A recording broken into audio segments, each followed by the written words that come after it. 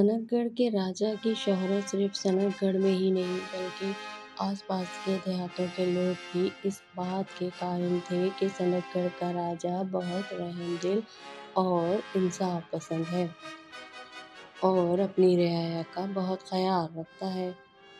راجا جی کے ساتھ ساتھ کے دیہاتوں سے بہت اچھے تعلقات تھے اور راجا جی کسی بھی قسم کی جنگ جدول سے پرہیز کرتا تھا۔ راجا کی طرح رانی اور شہزادی بھی رعایا کا بہت خیال رکھتی تھی۔ اسی طرح سنک گڑھ کے راجا کی شہرت آس پاس کے دیہاتوں تک پہنچی ہوئی تھی اور سب لوگ سنک گڑھ کے راجا کی عظمت کے قائل تھے۔ ایک دن رانی جی غسل کرنے کے لیے غسل خانے گئی۔ جانے سے پہلے رانی جی نے اپنا ہیرے جواہرات اور قیمتی موتیوں والا ہار اتار کر میز پر رکھ دیا۔ اسی وقت نوکرانی نے ہیرے جواہرات اور قیمتی موتیوں والا ہار دیکھا تو اس کے منہ میں پانی بھر آیا۔ اس کا دل بے ایمان ہو گیا۔ نوکرانی نے اسی وقت موتیوں والے ہار کو اٹھا لیا اور پھر ٹھکانے بھی لگا دیا۔ رانی جی غسل سے واپس آ کر سو گئی۔ پھر کافی دیر بعد جب سو کر اٹھی تو کہنے لگی، ارے میں نے اپنا ہار کیوں نہیں پہنا؟ تب انہیں یاد آیا کہ ہار تو میں نے اتار کر میز پر رکھا تھا۔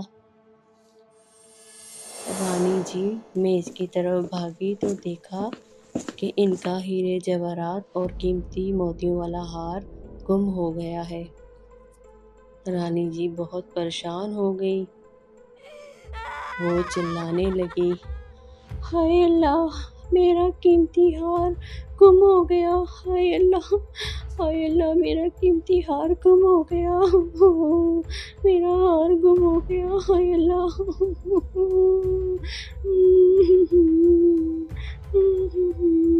اور رانی جی نے رو رو کر اپنا برا حال کر دیا تھا۔ داروغہ کو بلایا گیا کہ سب ملازموں سے پوچھ گچھ کرے۔ داروغہ نے سب ملازموں کو بلایا اور کہا، باری باری پوچھ گچھ کی مگر کسی نے بھی جرم قبول نہ کیا۔ داروغہ نے کہا، قسم پہاڑی والے بابا کی، جو بھی رانی جی کا ہار ڈھونڈ کر لائے گا اس کو ڈھیروں انعام و کرام سے نوازا جائے گا۔ مگر کسی نے بھی اتنا قیمتی ہار واپس نہ کیا۔ آخر کار معاملہ راجا تک پہنچا۔ پھر راجا جی نے دربار میں اعلان کیا کہ ہمیں اپنے نوکروں خدمتگاروں پر بھروسہ تو ہے مگر افسوس ان میں سے ہی کسی نے نمک حرامی کی ہے اور ہار واپس کرنے پر تیار نہیں۔ تو کوئی ایسا ذہین آدمی چاہیے جو ہمیں ہار ڈھونڈ کر دے، ہم اسے مالا مال کر دیں گے اور شاہی محل میں اس کو نوکری بھی دیں گے۔ بہت سے لوگ آئے، انہوں نے خدمتگاروں اور نوکروں سے سب سے پوچھ گچھ کی مگر کوئی بھی ہار واپس کرنے کو تیار نہ ہوا۔ داروغہ نے کہا، قسم پہاڑی والے بابا کی، مگر کوئی بھی ہار واپس کرنے کو تیار نہ ہوا۔ پھر داروغہ نے پورے گاؤں میں اعلان کر دیا کہ جو رانی جی کا ہیرے جواہرات اور قیمتی موتیوں والا ہار ڈھونڈنے میں سب لوگ تعاون کریں۔ اسی وقت ددو، بنسی لال اور منیم آئے۔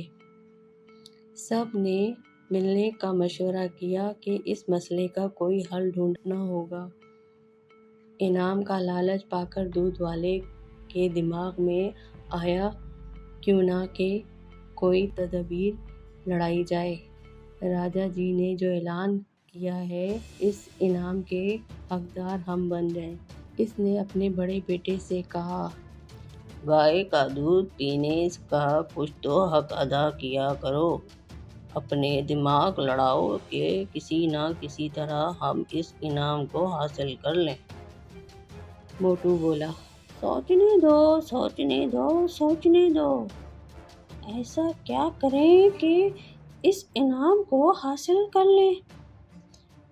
موٹو کا ویسے کبھی پڑھائی کے لیے دماغ نہیں چلتا تھا، لیکن آج تو اس نے اپنے باپ کو بھی حیران کر دیا۔ موٹو بولا، پاپا، کیوں نہ ہم اپنی گائے کی دم پر ڈھیر ساری خوشبو لگا دیں، پھر دربار میں لے جا کر راجا جی سے کہیں کہ یہ جادوئی گائے ہے، اس گائے کی مدد سے ہم چور کو پکڑیں گے۔ راجا جی، آپ کو جن جن لوگوں پر شک ہے ان سے کہیں کہ باری باری گائے کو ہاتھ لگائیں۔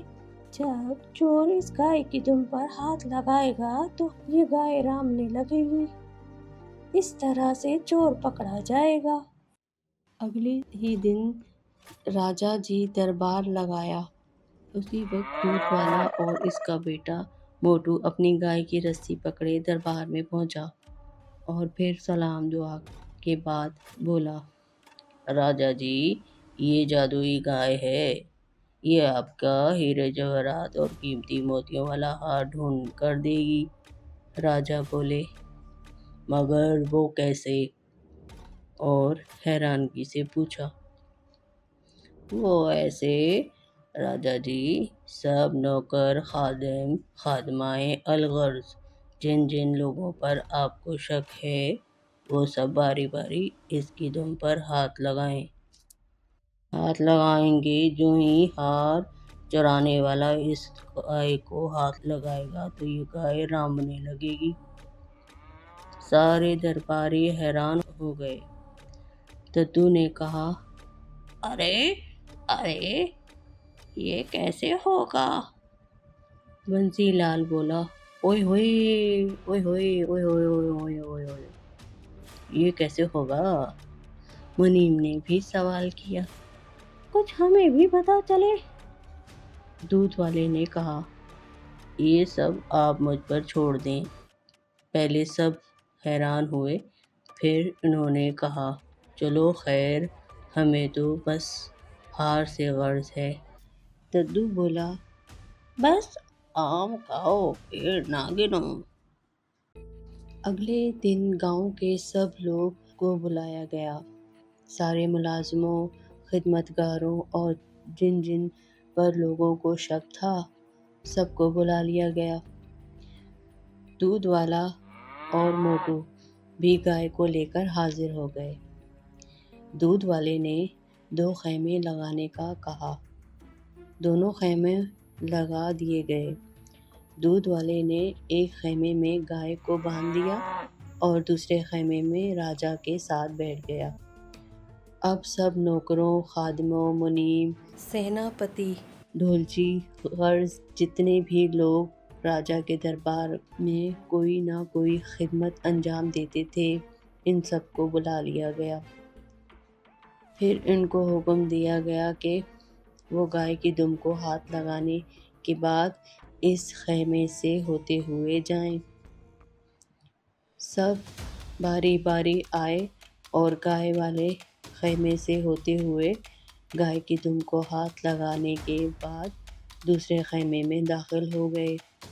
راجا کے پاس بیٹھا دودھ والا سلام کرنے کے بہانے ان کے ہاتھوں کو سونگھتا انہیں جانے کی اجازت دیتا جاتا تھا۔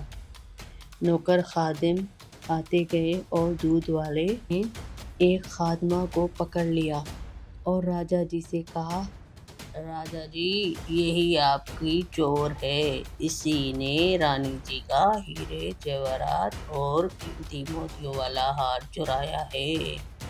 جب راجا جی نے اس کی طرف دیکھا تو وہ راجا جی کے قدموں میں گر پڑی۔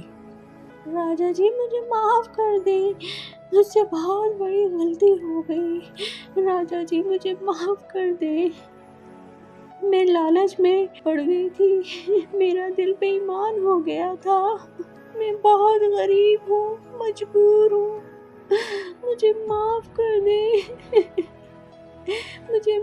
کر دے، میں بہت غریب ہوں، مجھ سے کیا ہو گیا، مجھے معاف کر دے، میں ابھی ہار واپس کرتی ہوں۔ بادشاہ نے اسے ہار لانے کا حکم دیا۔ تھوڑی دیر بعد نوکرانی ہار لے کر واپس آ گئی۔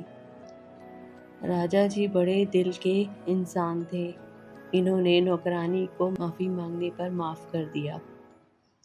پھر راجا جی نے دودھ والے سے پوچھا، تم نے بڑی آسانی سے چور پکڑا ہے، یہ کیسے ممکن ہو گیا ہے؟ کیا گائے نے تیری مدد کی ہے؟ تو دودھ والے نے مسکراتے ہوئے جواب دیا، راجا جی، میری گائے میں کوئی ایسی کوالٹی بھی نہیں ہے، گائے تو گائے ہوتی ہے، میرے بیٹے موٹو نے بس اپنی ذہانت لڑائی ہے، اسی نے مجھے مشورہ دیا تھا، پھر ہم نے اس گائے کی دم پر تیزی خوشبو لگائی اور مشورہ کیا کہ جو چور گائے کی دم کو ہاتھ لگائے گا تو وہ گائے رامنے لگے گی۔ باقی سب لوگوں نے اس گائے کی دم کو ہاتھ لگایا تھا، کیوں نہ کہ یہ نوکرانی چور تھی۔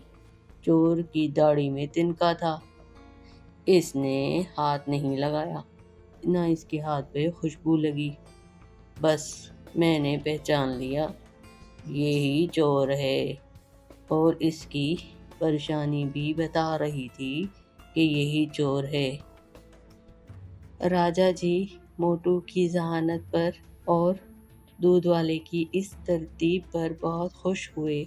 بادشاہ نے حسب وعدہ دودھ والے کو، اس کے بیٹے موٹو کو ڈھیروں انعامات اور ہیرے جواہرات سے نوازا، اور موٹو کو محل میں ایک اچھی نوکری بھی دے دی۔ سب گاؤں والے دودھ والے کو مبارکباد دینے لگے کہ تمہارے بیٹے موٹو نے تو کمال ہی کر دیا۔ اس طرح موٹو نے سب گاؤں والوں کا دل بھی جیت لیا اور سب ہنسی خوشی رہنے لگے۔ You can download the application on Google Play or App Store, and you can visit our website mathslegends.co.uk.